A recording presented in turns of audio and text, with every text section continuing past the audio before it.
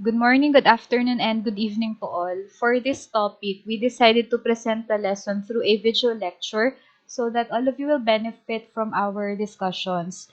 Our topic for today will focus on the imaginary and physical divisions of the world.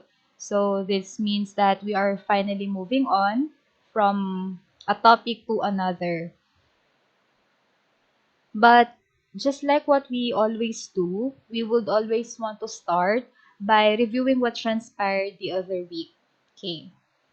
So last week, our topic is the global interstate system and global governance. And from that lesson, we were able to define a nation, a state, and a nation state. We also tried to differentiate these terms through various examples. Then we contrasted the concepts globalism and nationalism. These two ideas naman created the struggles of nation states, where we reviewed observations from experts and authors, such as that of Aparuday, Rosenau, and Omey. We tackle the five effects of globalization, as well as the intergovernmental organizations or IGOs that manage the relations of nation states today. Lastly, we differentiated globalism for or from internationalism. So those were the concepts that we learned from last week. Now, as I mentioned earlier, our focus on today's topic is the physical and imaginary divisions of the world through discussing the global north and south divide. So, baka magtanong kayo or matanong nyo, divide, divisions? Isn't it that globalization is more on the interconnectedness of individuals and countries and more?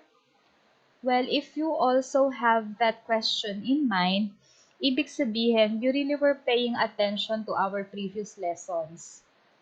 It's an indication that you understood the concept of globalization. So you were right that globalization really is a term associated with terms interconnectedness, sameness, and commonness. However, globalization itself is not perfect. Its processes are uneven, therefore creating detachments as well. And that is exactly why we have this topic, for you to be able to see globalization in a balanced perspective. But first, let's be familiar with our objectives for today para ma-answer natin or mas satisfy yung isip natin sa pagsagot ng mga tanong na yan or ng tanong na yan. And in this video lecture, you are expected to first, elaborate the imaginary and physical divisions of the world. Next is explain the term global south. And last is to discuss the north-south gap. Now, if you always attend our virtual meetings, which I highly suggest you to do so, o kaya naman you always watch my video lectures, you'll notice that I always use pictures or quotes to prove a point. Now, this time, we'll be using a meme, which I got from the internet. I hope you're familiar with this one. Okay, relate ba? Well, I am no expert in mathematics, but there's this unspoken rule that you should not divide any value by zero. The result will always be zero. How do I know? Kasi I tried a while ago. So, why did we start the topic with this? It is to tell you the reality that in globalization, there is no such thing as absolute interconnectedness.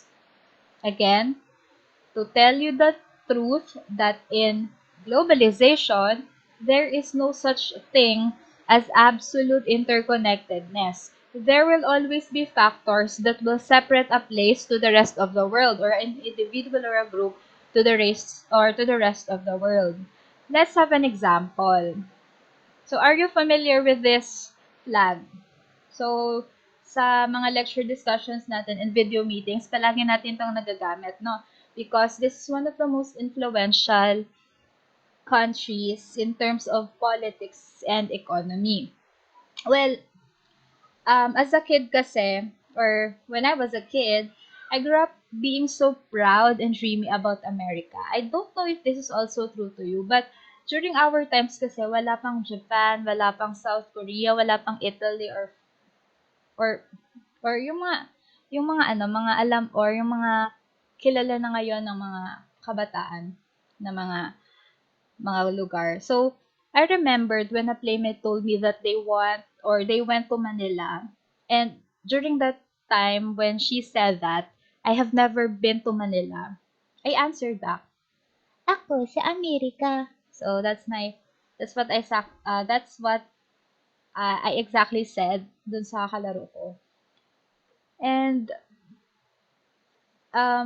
during those times kasi again as a kid, I like or America for me is like the epitome of success and happiness. That's why we have um, this expression American dream. However, these days, when you use America and when you added another word before America, such as Latin, the whole concept will change. So, what is Latin America naman? Contrary to the dreamy America, Latin America, on the other hand, reminds people of poverty, of corruption, of rape, of stress. It's so different from my childhood America, if you know what I mean. Because the word Latin and the history behind that name has divided the southern part of America to the rest of the world. And this is not the only case. So, mapapansin nyo, no? With just one label, with just a label, divisions or there a division was already been created between the northern and the southern part of America. And this division is not just geographical, ha? This division is also true to culture, to economy, to politics, to, uh, to a lot more perspectives. So that is on the divisions in the America. But again, this is not the only case. So we can date back division or world division as early as 1494. And this division is very common to us, especially those who are very into literature.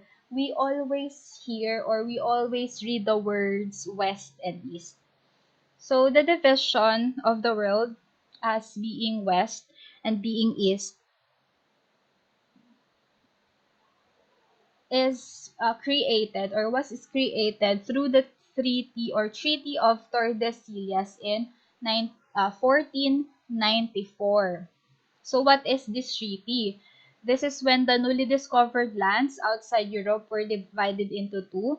The west belonging to the Crown of Castile, now part of Spain, and the east belonging to the Portuguese Empire. So those are the two divisions from the 1500s. And this division was used until a certain event, another big event. So what's that event? Kasi the expedition by the Europeans were very, very well known and very triumphant during those times. So anong a world event naman yung nangyari? So this is what we call the Cold War. So when did the Cold War started? So this started after World War II ended. If you have an idea, the USSR or the Soviet Union and the United States of America, there were allies. They fought side by side against the Nazi regime. However, after World War II, America was gaining much prominence in terms of economy and politics. And this created a tension between USSR and the United States. So bakit siya Cold War? Because there has never been a direct war between them. Only their proxy countries are fighting, such as what you can see on the picture. So yung mga member nations nila ng USSR were against or fighting against the minions or the proxy countries of the United States. They don't want to engage in a war because this could mean another world war kasi both of them have nuclear power. So, what divisions were created during Cold War? So, hindi na daw ginamit yung West and East division. Rather, the world was divided into two, such as the capitalist imperialist states and the communist or progressive states. So those were the divisions. And this is from their political and economic perspective, based on the political and economic perspective. Now, these two divisions were famous for this term, First World and Second World. So the first world, they are the capitalist economist states, and the second world naman are the socialist or communist economists. So yung United States of America and its uh, allied countries are first world countries. And then the USSR and its and the countries that also has this type of government and are friends with USSR or are connected with USSR in terms of politics, they are the second world. So, obviously, alam natin may inaisa pang category, yung third. So, sabi natin, dalawa lang divisions. Bakit nagkaroon ng third world? Because at some point, may mga countries na hindi makafit doon sa description ng second world at first world. So, anong mangyayari sa kanila? So, they were regarded as third world. So, this refers to countries that did not belong to either types of formal economies. Now, nagkataon naman na itong third world na ito ng mga countries, may mga similarities sila. So, paano natin nasabi na third world ang isang country? So, another indicator or characteristic of a third world country is that most of these countries are former colonies of European countries. For instance, India was considered a third world for it was a colony of the United Kingdom. And Philippines, also a third world country, although we have relations with America because we were we were a colony, or yeah, we were a colony of the Spaniards, which is a European country. So, third world yung classification natin before. And nagkataon na these countries, they are countries which are impoverished. They lack the standard system in banking, finance, and trade. So, yan. Nagkataon na yon yung shared characteristics ng mga third world countries. So, to illustrate, we have here a map showing the USA or the United States of America and the USSR, the first world USA and then the second world USSR. Yung mga red, yun yung mga second world. Yung blue naman, darker blue, they are the first world countries. Yan. So, those were the divisions. So, after the Cold War, many see primary global division as being between North and South. Economically speaking and politically speaking,